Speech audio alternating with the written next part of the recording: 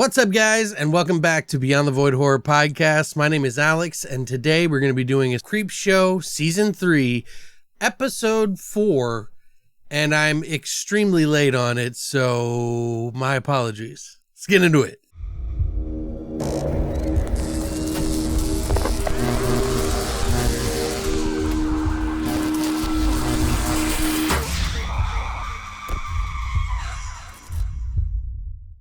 By popular demand, I put out a poll on YouTube, and you guys overwhelmingly chose that you wanted me to continue and do my spoiler talks and discussions and try to point out some Easter eggs and everything like that. So I decided that I was going to do it anyway. Things have been really crazy here for Halloween. You know, there's just so much I'm trying to do behind the scenes here, but I wanted to make sure I did include this for you guys. So I will be completing the whole Creepshow for this season, and we'll tackle it later. Maybe next season? We'll see. So Creepshow Season 3, Episode 4 is Stranger Sings and Meter Reader, which we weren't too sure exactly what that was going to be. We did find out what that little wand thing is by the second segment here. This particular episode, I'll just get out of the way and kind of explain a little bit about what I thought. I thought this was actually a pretty decent episode. It's not a scary one, but it has a lot of really good practical effects, and some of the stories are a lot bigger. Well, at least the second segment was a lot bigger story that fits into sort of this like world that I thought was pretty cool that they created. The first one is a little bit more charming and fun and kind of silly too, but it did surprise me, and I actually kind of like both of these. So let's kick it off with the first one, which is Stranger Sings. I actually am a singer, but I'm not going to prove myself here. Fuck you guys. Stranger Sings, which is probably a play off of Stranger Things or something. I'm not really sure. Probably just in name only, not exactly the story, because we find out what it is about. This one was actually written by Jordana Arkin, who is actually been the writer for Saved by the Bell on many of the episodes, Fuller House, which is the one on Netflix, and Will and Grace. We also have the director Axelle Carolyn, who has actually done an episode with Dead and Breakfast. I think it was in season 2, I'm not sure, been a little while, but she also is the director of a new movie that just came out called The Manor, which I still need to probably watch and review, but it's a Amazon Prime movie that you can watch, and I think it might be up now. So this story is the one about the siren, of course. We have a kind of a guy, a schlub, who goes into a coffee/bookstore and meets a woman there who is actually very kind and nice to him. He offers to hold the door for her because she's fumbling with a bunch of books, and he doesn't want to just automatically open the door for her because he doesn't want her to think that she's incapable of doing it herself. But she insists. She's like, no, really, please help me. And he's like, okay. So he opens it up and explains that his ex-wife wouldn't have really been too fond of him doing that, so he's trying to be a little bit more patient. Now, one of the first Easter eggs that I think I saw was in the books that she was actually carrying. As we know, this is an episode about sirens, and in the books that she's carrying Homer's The Odyssey, which is a story about Odysseus and his adventures. And in his adventures, he comes across sirens that he sort of narrowly escapes. But if you've heard of the story, you know that Odysseus is a very intellectual guy who his curiosity oftentimes got him into a little bit of trouble and made for quite an interesting story. This is a very old story, but Odysseus is willing to pay the price of knowledge by finding out what these sirens are about. And that's kind of what this poor dude does in here too. He explains again, how his wife would, be upset if he did that for her. And she said, sounds like she's really hard to please. And he's like, oh. But he keeps bringing up his ex-wife, like, oh my God, this is so like, I don't want to be in this fucking area right now, kind of. And he keeps repeating about his wife, and it's like, oh my God, just shut the fuck up, dude, please. And then he confesses that he's been watching her and he knew who she was. And one of the funny things that he said, he's like, I noticed your smile. He's like, and I don't normally notice smiles because I'm an OBGYN and I don't really get to see smiles. And it was like really kind of like, dude, you're fucking killing me, man. He walks her home, and then of course, he gets there and she asks him to come inside, and he says no, like an idiot. Or was he? Because technically, well, I mean, he survived, so I guess it's not that bad, but maybe he wouldn't have had to do all that stuff. But anyway, he says no. She goes inside. You hear a voice sing, and he's like, oh my God. His eyes roll back in his head. He immediately wants to come in. i.e. the siren song that she just sang. Wasn't her, actually. You find out that it's somebody else later, and then he goes inside and have wine with her, and she or he, they kind of fumble over some stuff, and he spills wine on his pants, which he goes to the bathroom and then of course finds a dead body because he ruined the towel, and he's like, oh, I'll just stuff it in her laundry basket, and then he notices that there's bloody clothes in there and pulls open the curtain, and it's like, ah! He like freaks out because there's a dead body, as would anybody, let's be honest. He goes downstairs or wherever it is to the living room again, and there's another person down there, and he's like, I'm gonna go, and they're laughing at him. He ain't going nowhere. And he's like, why? And she's like, I'm a siren. And he was like, a mermaid? And she's like, not that one, silly. Like, I don't know, you know? I don't know mythology that well, but I did kind of look it up, and there are like 3 different types of siren. But she was like, I'm not that type, I'm the bird type. And I was like, oh, okay, so there must be more than just mermaids, because I think a lot of people mistake mermaids for sirens, and sirens, of course, have been mistaken for what they think are manatees. They're these big things floating in the water, but that's another story. But Plato actually said that there was 3 different types of sirens. You have the celestial, the generative, and the purificatory cathartic. The first were under the government of Zeus, the second under that of Poseidon, which would probably be the mermaid types, and third of Hades. When the soul is in heaven, the sirens seek by harmonic motion to unite it to the divine self of the celestial hosts, and when in Hades, to conform the soul to eternal infernal regimen. But when on earth, their only job is to produce generation of which the sea is emblematic. I don't know. But they basically tell him what's up. The one that's a siren, which has some kick-ass fucking effects, by the way. She goes into a whole story about how she's this bird type, and they show it through the comic. They did a really good job on her. I was like pretty amazed by the creature effects on her in particular. I was like, wow, that's pretty good. She explains that she wants to get her voice box changed with the other woman who wants to become a siren, and if she feels like she can remove her voice box,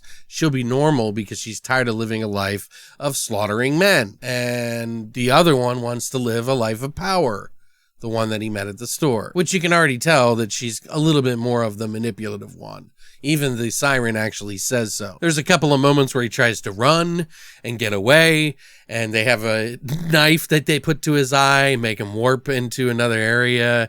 And it's obvious that he just can't get away. And he's like, look, I'm not even that type of doctor. I'm an OBGYN. I don't do the throat. And they're like, well, you better try or we're going to kill you. And he's like, all right. Apparently you can just remove people's voice boxes with a pair of tongs, a scalpel, and a couple of jars. Pretty cool. So, you know, you're going to have to suspend your disbelief a little bit here, especially when you find out that after he does the surgery, they're like, okay, immediately. And I don't know, maybe sirens have regenerative powers and the voice box closes up and seals faster. There was a really cool scene where the woman who wanted to become a siren, who became a siren because they switched the voice boxes, she turns into a monster, makes him roll his eyes back in his head, climbs on top of him, and then, of course, bites his neck repeatedly. But behind her is the original siren, who then stabs her in the back, and she falls. And this was a really cool scene of what they did with, like, her skin. She stabs her a bunch of times,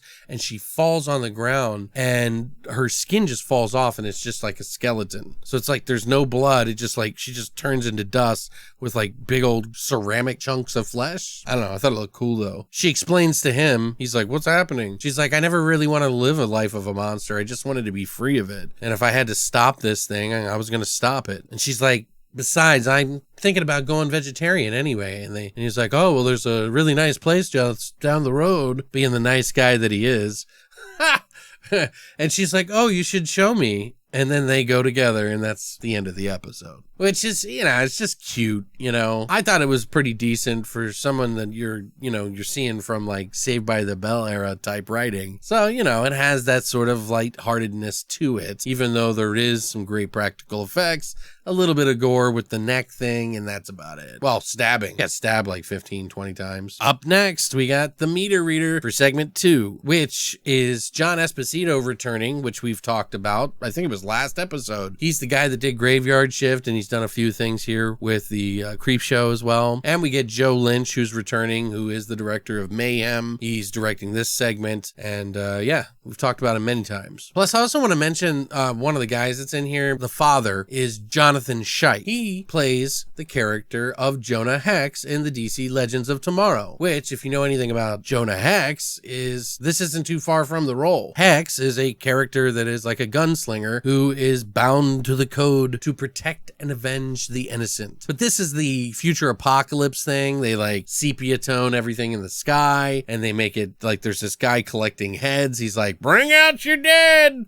Should have just said, bring out your heads. But I think they wanted to kind of leave that as a surprise when you see him dump them in the back and burn their heads. There's a bunch of decapitated heads in the neighborhood. We eventually get to sort of follow him and him riding the bike. And then they go into his family because they've been waiting on him to return from his mission. He's a meter reader. And we sort of get to know the meter reader and what they do as the story progresses. And what he basically is an exorcist, only more government term.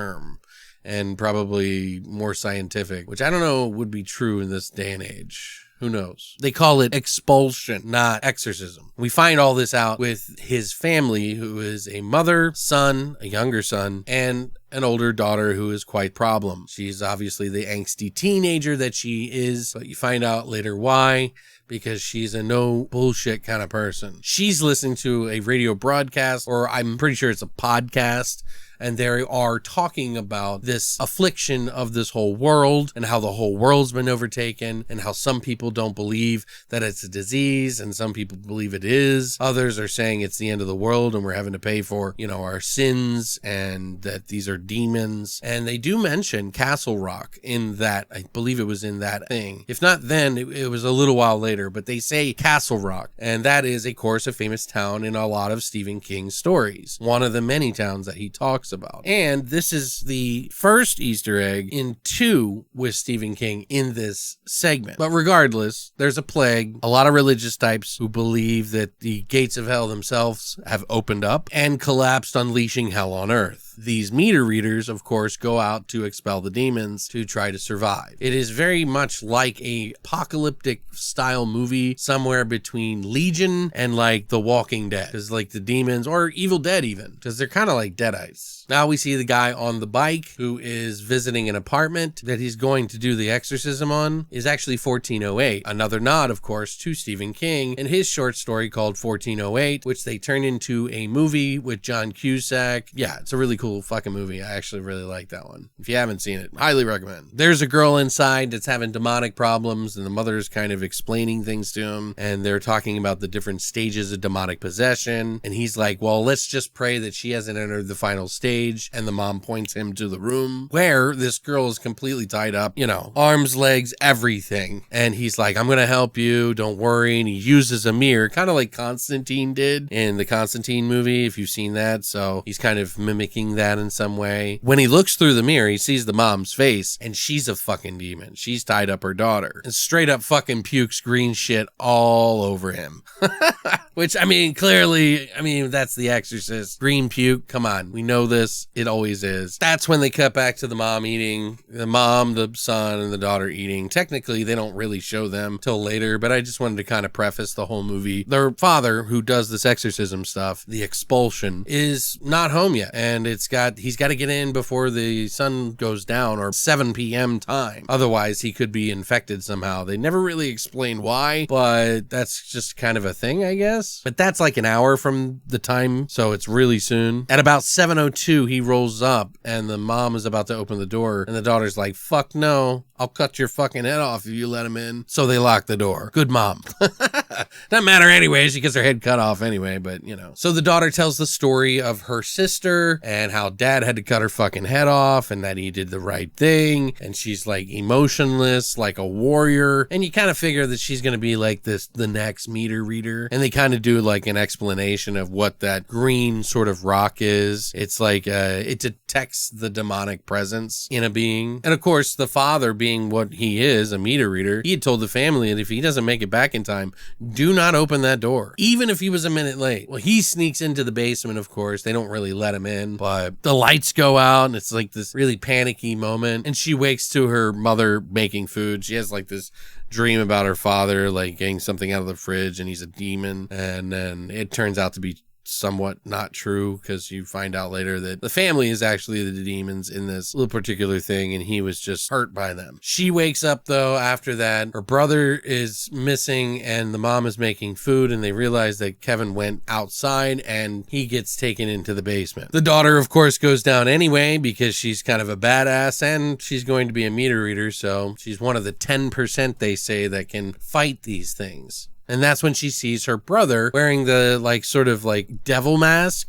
And it looks like he's actually grown a tail. I didn't know if it was real or not, but it looked pretty cool. But then she finds her father sitting in a chair. She goes up to him to talk to him, and he's like kind of bleeding out of the mouth. I couldn't save your mom or your brother. And then you see her brother like crawling all over the ceiling, which is kind of cool. And that's when like the mom pops up and they sort of like get into a brawl almost, and she ducks out of the way. And the mom, who's like fully demonic right now, and the brother, who's demonic, try to like, you know, sandwich her in. But the mom goes running and stabs the boy instead because she moves out of the way, and then has a moment of clarity and is all upset, probably because the demon allowed her to feel that, because it wanted her to suffer, I guess. And as the demonic mom that's sort of half there, half not, is crying over her son, she chops off her fucking head like, "Forgive me, Father, for I have sinned!" And the dad's like, "That's my girl." And then she cuts off his head, and there's brothers and her mother's, and it's the morning and she's going out and all three other heads are in the trash, and she goes riding off into the sunset to be the chosen one to fight this demonic plague. And